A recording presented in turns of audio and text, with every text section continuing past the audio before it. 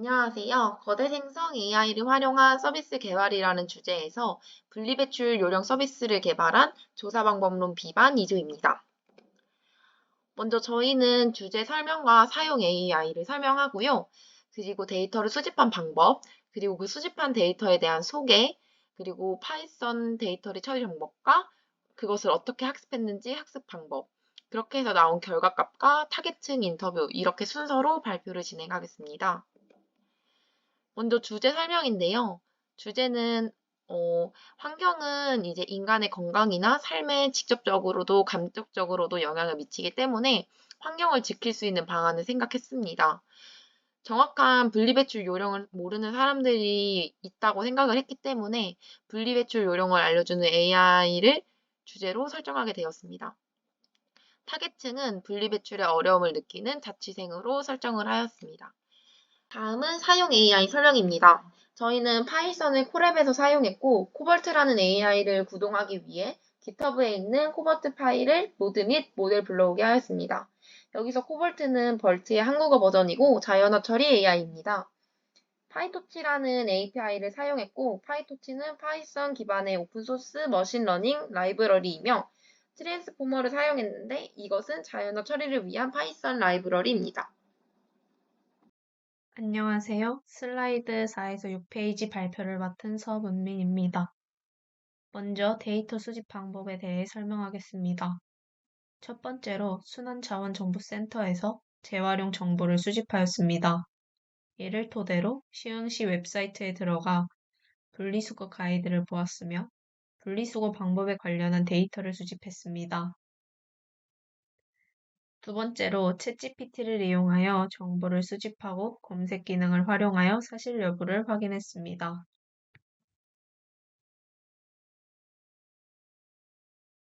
다음은 데이터 소개 파트입니다.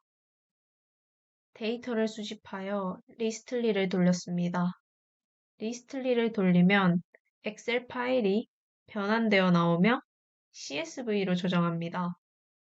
이 데이터의 개수는 총 47개로 나왔으며 이 데이터 47개의 종류, 배출 방법을 이렇게 확인할 수 있는데 신문지를 예시로 들면 기타 오염물질이 섞이지 않도록 유의하여 배출로 나오고 중간에 면섬유류를 보면 물기에 젖지 않도록 내용물이 보이는 비닐봉투에 담거나 묶어서 민간 재활용 사업자가 비치한 폐의류 수거함에 배출하거나 소각용 종량제 봉투에 담아서 배출한다고 나와 있습니다.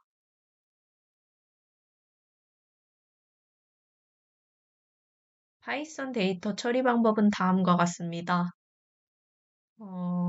이렇게 보시면 자세한 방법이 나와 있습니다.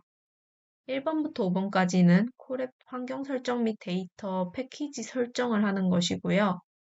6번부터 10번까지는 파이썬 데이터 처리 방법을 나타내며 11번부터 12번까지는 이 학습 방법을 보여주는 것이며 13번은 결과를 출력하는 것입니다. 감사합니다. 파이썬 구동 순서 알려드리도록 하겠습니다. 첫 번째로 콜앱에서 파이썬을 사용하기 위해 환경 설정을 먼저 해줍니다. 이 코드들을 실행함으로써 자연어 처리와 데이터 분석, 학습을 할 수 있도록 하는 기본 세팅을 하게 됩니다. 두 번째는 코벌트라는 AI를 구동시키기 위해서 GitHub에 있는 코벌트 파일과 모델을 불러왔습니다. 코벌트에 대해서 간단하게 설명드리자면 한국어 문장 및 문서 처리를 위한 사전 훈련된 언어 모델 AI입니다. 이 모델을 통해서 자연어 처리 작업을 할 수 있고 텍스트의 문맥 정보를 이해하고 의미를 추론할 수 있도록 학습되어 작동합니다. 이런 사전에 학습된 코벌트를 이 코드로 불러올 수 있습니다. 다음은 파이토치 API를 사용했습니다. 파이토치는 파이썬 기반의 오픈소스 머신러닝 라이브러리로 다양한 머신러닝 모델을 구축하고 훈련시킬 수가 있습니다. 따라서 파이토치를 사용해서 코벌트 모델을 학습시키고 실행시킬 수 있게 됩니다. 다음은 트랜스포머 라이브러리를 사용했습니다. 트랜스포머 라이브러리를 통해서 코벌트 모델과 해당 모델의 토크나이저를 로드합니다. 이는 후에 자연어 처리 작업에 사용할 수 있도록 준비하는 과정입니다. 앞에서 정리한 저희 엑셀 파일을 CSV 파일로 넣어줍니다. 그러면 이와 같이 파이썬 안으로 파일이 들어오게 됩니다. 이제는 데이터 처리에 들어가게 됩니다. 일단 이 전체 코드들은 데이터셋을 만들고 모델의 입력으로 전달하기 위한 데이터를 처리하는 역할을 합니다. 먼저 커스텀 데이터셋은 데이터를 정의하는 역할을 합니다. 데이터셋은 질문과 답변으로 구성됩니다. 그리고 여기 아래 correlate 함수는 배치 처리를 위해 사용됩니다. 기존에 불러온 데이터의 배치를 변환시키는 것입니다. 여러 개의 데이터 배치를 처리하여 모델의 입력으로 전달할 수 있는 형태로 변환하는 과정입니다. 즉 여기 나온 코드들은 데이터셋을 생성하고 데이터를 모델의 입력으로 전달하기 전에 일정한 형식으로 바꿔주는 역할을 하는 겁니다. 이를 통해 모델은 입력 데이터를 쉽게 처리하고 예측을 수행할 수 있게 됩니다. 다음 모델을 학습시키기 전에 디바이스를 설정해야 됩니다. 디바이스는 딥러닝 모델을 학습하거나 예측할 때 GPU 또는 CPU 중 어떤 것을 사용하여 데이터를 처리할 것인지 설정해 주는 것입니다. 이것은 컴퓨터나 데이터 환경에 따라 다르게 설정됩니다. 그리고 배치 사이즈를 통해 처리할 수 있는 데이터의 양을 또한 정할 수 있습니다. 이제는 전에 GitHub에서 불러온 코볼트의 파일들을 실제 모델로서 구동시키는 과정입니다.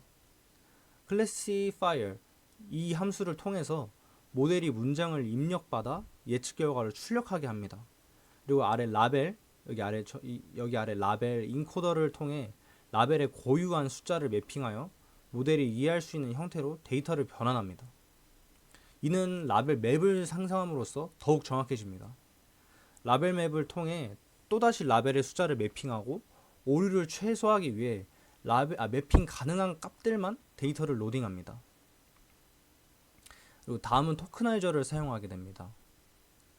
토크나이저는 텍스트를 작은 단위인 토큰으로 분할하는 역할을 합니다. 자연어 처리에 사용되는 단어, 문장, 문단 등의 단위로 텍스트를 분할하는 것입니다. 이 과정으로 인해 텍스트 데이터를 코볼트 모델에 적용할 수 있고 텍스트의 의미를 이해하고 자연어 처리 작업을 가능하게 합니다. 다음 과정입니다. 지금까지 처리된 모든 데이터를 새롭게 다시 데이터셋과 데이터 로더로 정의합니다. 그리고 다음에 모델 초기화를 통해서 학습 시작 전에 모델이 가진 여러가지 가중치들을 적절한 초기 값으로 설정함으로써 모델이 효과적으로 학습할 수 있는 기반을 마련합니다. 이제 실제 학습입니다. 학습 설정을 통해 몇 번의 학습을 할 것인지 정합니다. 또한 전체 데이터셋을 반복하여 학습하는 루프를 설정해주고 각 횟수마다 손실값을 출력하여 어떻게 학습이 진행되는지 보여주게 한 다음에 디바이스 환경을 통해 실제 모델이 학습하게 됩니다. 옆에 보시는 사진은 실제 학습하고 난 후 손실값을 출력한 결과입니다. 학습을 할 때마다 점점 손실값이 줄어드는 것을 확인할 수 있습니다. 다음은 이런 학습 과정을 통해 나타나는 결과를 보여드리도록 하겠습니다. 앞서 학습시킨 데이터를 바탕으로 결과 출력까지의 과정을 말씀드리겠습니다. 벌트에서 학습된 모델을 이용해 코볼트 패키지를 다운받았습니다. 학습시키는 데 사용한 AI인 벌트는 외국에서 만들어진 기계번역 모델이기 때문에 한국어에 대해서는 영어보다 정확도가 떨어졌었는데요. 분리배출 항목을 질문하면 분리배출 방법을 우리말로 답변해주는 한국어 버전 벌트인 코볼트를 활용하여 답변에 대한 정확도를 높였습니다. 제일 위에 있는 이 부분은 벌트에 학습된 데이터를 읽을 수 있도록 하기 위해 코볼트 모델 패키지와 토크나이저를 다운받는 코드입니다. 다음으로 generate answer 함수를 이용해서 질문과 답변을 입력으로 받아 답변을 생성하는 함수를 구현했습니다.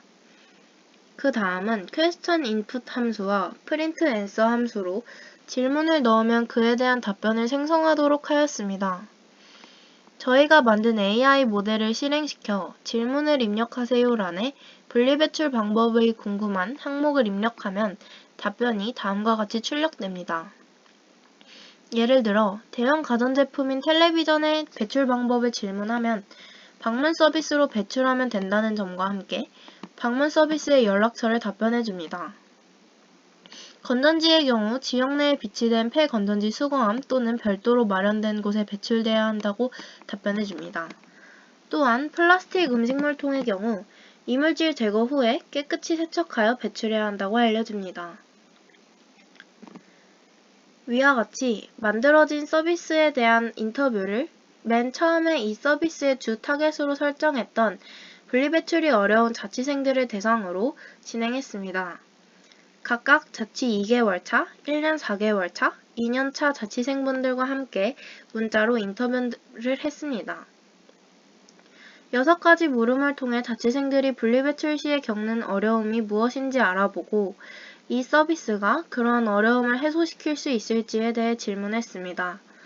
저희가 인터뷰한 자취생분들은 주로 자취 후 분리배출을 할 때 겪었던 어려움으로 분리배출 항목에 대한 배출 기준이 헷갈린다는 점을 많이 언급했습니다. 이 방법이 헷갈리는 경우에 인터넷에 검색을 해도 사이트마다 그 방법이 다르게 나오는 경우가 많아 번거롭고 정확도도 떨어진다는 의견이 많았습니다. 그러나 저희가 개발한 서비스의 경우 AI에게 분리배출 항목을 질문하면 그 방법을 답변해주기 때문에 정확도가 높아 자취생들이 보다 편리하고 효율적으로 분리배출을 할 수 있을 것이라 기대됩니다. 한편 인터뷰를 해주신 자취생분들은 본 서비스에서 개선되어야 할 사항으로 더 구체적이고 정확한 답변과 관련 법 개정 시에 업데이트를 언급했었는데요. 이는 이후에 업데이트되는 부분과 자취생들이 많이 헷갈려하는 특정 항목을 추가적으로 더 학습시키는 방법으로 보완 가능합니다. 이러한 점을 보완한 서비스를 상용화한다면 분리배출의 어려움을 겪는 자취생분들이 이 서비스를 더 다양하게 활용할 수 있을 것이라 기대됩니다. 감사합니다.